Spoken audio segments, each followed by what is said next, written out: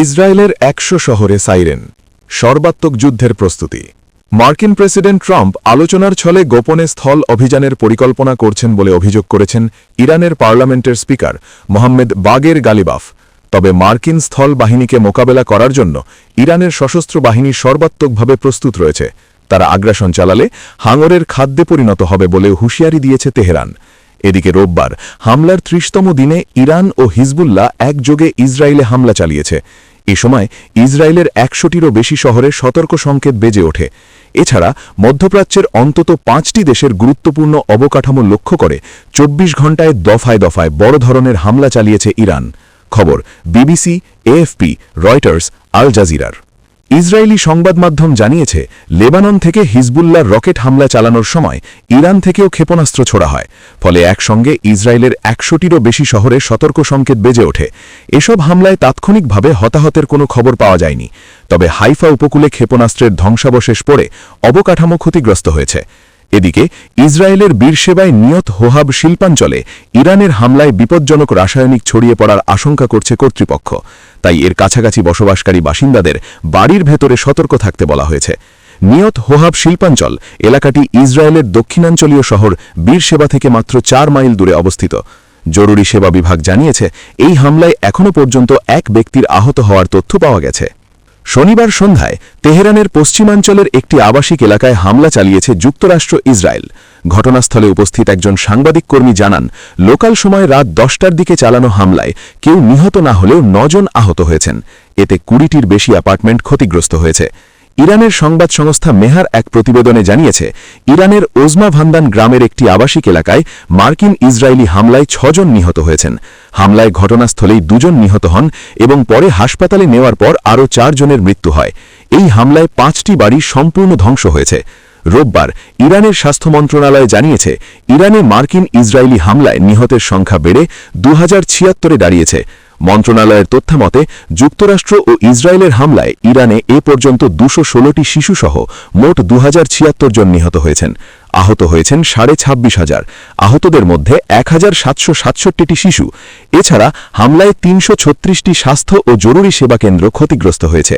ইরানের ইসলামিক বিপ্লবী guard corps জানিয়েছে, ইসরায়েলি বিমান হামলায় নিহত লেবাননি সাংবাদিকদের স্মরণে এই অঞ্চলে মার্কিন ও ইসরায়েলি লক্ষ্যবস্তুতে নতুন করে হামলা চালানো হয়েছে।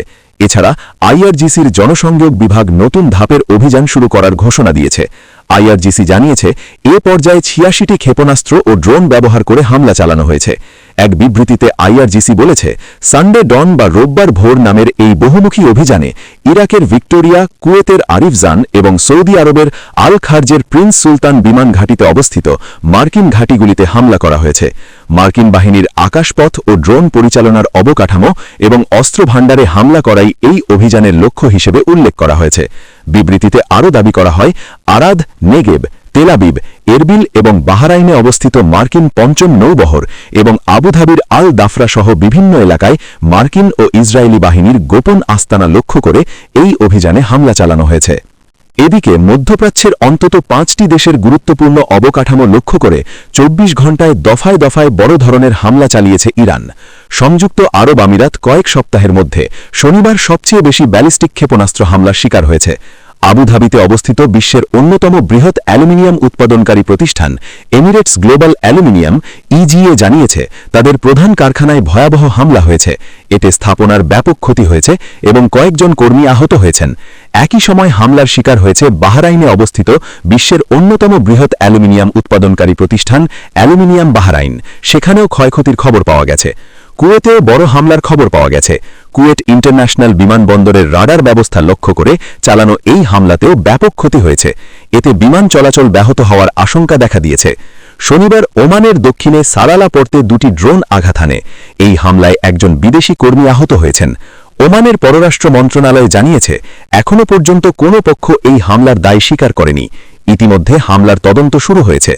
এদিকে সৌদি আরবের আকাশসীমায় কয়েক ঘণ্টায় ১০টি ড্রোন প্রতিহত করা হয়েছে বলে রোববার সৌদি প্রতিরক্ষা মন্ত্রণালয় সামাজিক যোগাযোগ মাধ্যমে এক বিবৃতিতে দাবি করেছে। গোপনে স্থল অভিযানের পরিকল্পনা করছে যুক্তরাষ্ট্র। ইরানের পার্লামেন্টের স্পিকার মোহাম্মদ বাগের গালিবাফ বলেছেন, মার্কিন স্থল বাহিনীকে মোকাবেলা করার জন্য ইরানের সশস্ত্র বাহিনী সম্পূর্ণ প্রস্তুত রয়েছে। তিনি বলেছেন, ইরানের সঙ্গে আলোচনার ইচ্ছা প্রকাশ করলেও প্রেসিডেন্ট ট্রাম্প মূলত গোপনে স্থল অভিযানের পরিকল্পনা করছেন। গালিবাফ বলেন, শত্রু প্রকাশ্যে আলোচনার বার্তা পাঠাচ্ছে আর গোপনে স্থল হামলার পরিকল্পনা করছে। আমাদের বীর যোদ্ধারা মার্কিন সৈন্যদের মাটিতে নামার জন্য অপেক্ষা করছে, যাতে তাদের আগুনে পুড়িয়ে দেওয়া যায়। এদিকে ইরানের ইংরেজি দৈনিক তেহরান টাইমসের রোববার প্রকাশিত প্রথম পাতায় ওয়েলকাম টু হেল বা জাহান্নামে স্বাগতম শীর্ষক প্রতিবেদন প্রকাশ করা হয়েছে। সেখানে ওয়াশিংটনকে সতর্ক করা হয়েছে। বলা হয়েছে, কোনো মার্কিন সৈন্য যদি ইরানের মাটিতে পা রাখে তাহলে তারা কেবল কফিনবন্দি হয়েই ফিরবে। এছাড়া ইরানে কোনো ধরনের স্থল অভিযান বা ভূখণ্ড দখলের চেষ্টা করলে মার্কিন সৈন্যদের পরিণতি হবে ভয়াবহ এবং তারা পারস্য উপসাগরের হাঙরের খাদ্যে পরিণত হবে বলে হুঁশিয়ারি দিয়েছে তেহরান। রোববার ইরানের খাতাম আল আনবিয়া সেন্ট্রাল কমান্ডের প্রমুক্তা ইব্রাহিম জুলফাগারি এই হুঁশিয়ারি দেন। মার্কিন সম্ভাব্য স্থল অভিযান এবং পারস্য উপসাগরের দ্বীপগুলি দখলের হুমকির প্রেক্ষিতে জুলফাগারি বলেন, এ ধরনের পরিকল্পনা অবাস্তব। তিনি অভিযোগ করেন, মার্কিন নেতৃত্ব এমন এক ব্যক্তির হাতে সামরিক কমান্ড তুলে দিয়েছে যার নির্দেশগুলি মার্কিন বাহিনীকে একটি মৃত্যু ফাঁদে ফেলে দিয়েছে। তিনি বলেন, অঞ্চলের মার্কিন সৈন্যরা ইতিমধ্যে গুরুতর হুমকির মধ্যে আছে। ধ্বংসপ্রাপ্ত ঘাঁটিগুলি থেকে পালিয়ে মার্কিন সৈন্যরা এখন প্রতিবেশী দেশগুলির বেসামরিক এবং অর্থনৈতিক কেন্দ্রে আশ্রয় নিয়েছে, তবে তারাও সেখানে নিরাপদ নয়। স্থল অভিযানের সম্ভাবনা নিয়ে জুলফাগারি বলেন, ইরানি বাহিনী দীর্ঘকাল ধরে এমন পরিস্থিতির জন্য প্রস্তুত এবং তারা জবাব দেওয়ার জন্য অপেক্ষা করছে। তিনি হুঁশিয়ারি দেন, আগ্রাসন বা দখল চেষ্টা চালালে আক্রমণকারীদের বন্দী করা হবে, চূর্ণ বিচূর্ণ করে দেওয়া হবে, তাদের আর খুঁজে পাওয়া যাবে না। শেষ পর্যন্ত মার্কিন কমান্ডার ও সৈন্যরা পারস্য উপসাগরের হাঙরের খাদ্যে পরিণত হবে। এদিকে ইরান যুদ্ধ শুরুর 1 মাস পর মার্কিন প্রতিরক্ষা সদর দপ্তর পেন্টাগনের নতুন পদক্ষেপের অংশ হিসাবে শনিবার হাজার হাজার মার্কিন নৌ ও মেরিন সেনা মধ্যপ্রাচ্যে পৌঁছাল। মার্কিন সেন্ট্রাল কমান্ড সেন্টকম এক পোস্টে এই তথ্য নিশ্চিত করলেও সৈন্যরা সুনির্দিষ্টভাবে কোথায় অবস্থান করবে তা স্পষ্ট করেনি। সেন্টকম আরও জানায়, মার্কিন যুদ্ধজাহাজ ইউএসএস ট্রিপোলি তার দায়িত্বের এলাকায় পৌঁছেছে। অবশ্য যুদ্ধজাহাজের নির্দিষ্ট অবস্থান প্রকাশ করা হয়নি। এদিকে ওয়াশিংটন পোস্ট এক প্রতিবেদনে জানিয়েছে, পেন্টাগনের পক্ষ থেকে ইরানে কয়েক সপ্তাহের জন্য স্থল অভিযান পরিচালনা করার জোর প্রস্তুতি নেওয়া হচ্ছে। পরিকল্পনা অনুযায়ী এটি পূর্ণাঙ্গ কোনো যুদ্ধ হবে না, বরং বিশেষ বাহিনী আর নিয়মিত সৈন্যদের ছোট ছোট অভিযানে জোর দেওয়া হবে।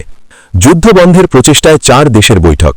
ইরান যুদ্ধ বন্ধের প্রচেষ্টার অংশ হিসেবে পাকিস্তানের রাজধানী ইসলামাবাদে আলোচনায় বসেছেন পাকিস্তান, সৌদি আরব, তুরস্ক ও মিশরের পররাষ্ট্রমন্ত্রী।